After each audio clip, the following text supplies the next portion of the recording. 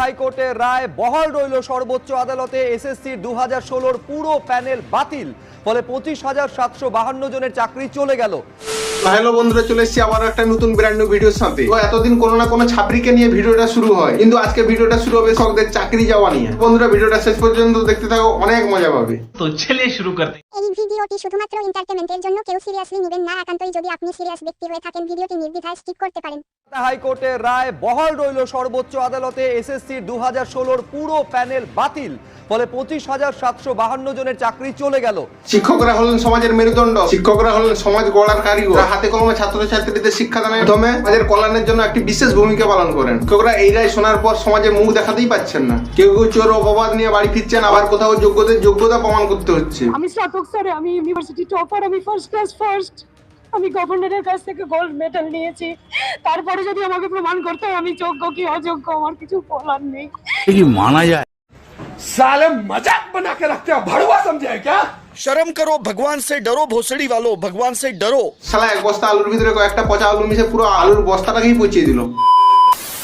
এর জন্য দায়ী কে? এর জন্য দায়ী বর্তমান সরকার, আর তার চাইতে সবচেয়ে বড় দায়ী হচ্ছে আমাদের বাংলার জনগণ। ভোট দিয়ে এমন একজন মানুষকে দাঁড় করালো যার কাছে কয়লা চুরি, শিক্ষা চুরি, শিক্ষক চুরি, সবকিছুই চুরি হয়। আসলে ব্যাংকে খোলা খাতা ঢুকছে মাসে মাসে ভাতা, তাই চোখ বন্ধ করে কারুর কথা কর্ণপাত না করে চটি চেটে যাও শুধু। साले तभी मैं माफ करना, गुस्से में इधर उधर निकल। बड़ा हरामी हो बेटा।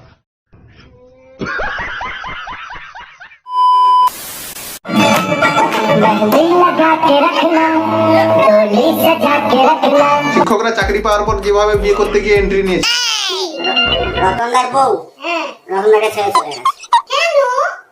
রতনদার বউ জানতে পেরেছে একজন দুজন নয়, একসঙ্গে প্রায় 26,000 নিয়োগকৃত শিক্ষক ও কর্মীর সরকারি চাকরি বাতিলের রায় বহাল রাখলেন শীর্ষ আদালত।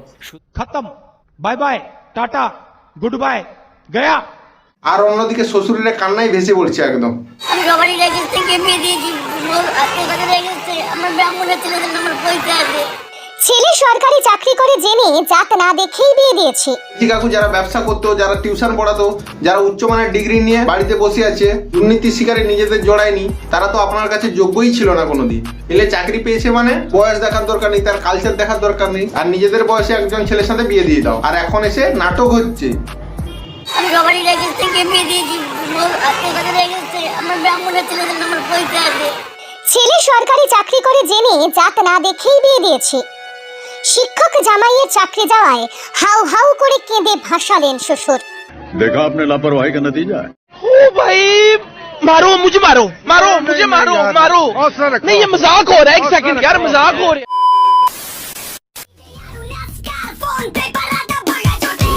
এই মালটা নাকি 400 কোটি ফেস ভ্যালু। আর শোরের মতো মুখ নিয়ে গিটার হাতে রাতে জঙ্গলে এসে গড়াগড়ি খাচ্ছে। এই কাকার নামে আবার গান বেরিয়েছে।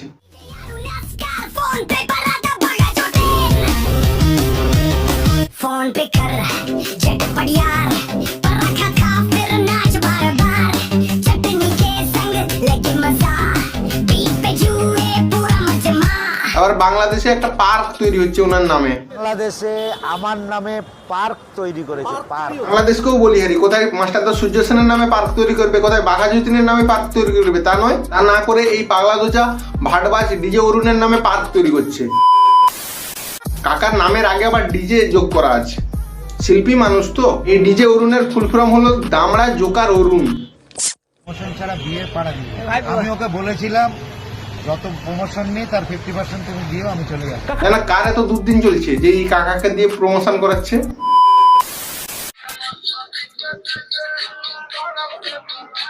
কাকার যত বয়স হচ্ছে তত মনে ফুরকি যাচ্ছে। তো বন্ধুরা ভিডিওটা আজ এই পর্যন্ত। ভিডিওটা যদি ভালো লাগে তাহলে সাবস্ক্রাইব করে যাবে, আর পাশের বেল আইকনটাও প্রেস করে যাবে, যাতে নতুন নতুন ভিডিও নোটিফিকেশন সবার প্রথমে তোমাদের কাছে পৌঁছে। লাইক কমেন্ট শেয়ার তো অবশ্যই করে যাবে। দেখা হচ্ছে নতুন কোনো ভিডিওর সাথে, ততক্ষণের জন্য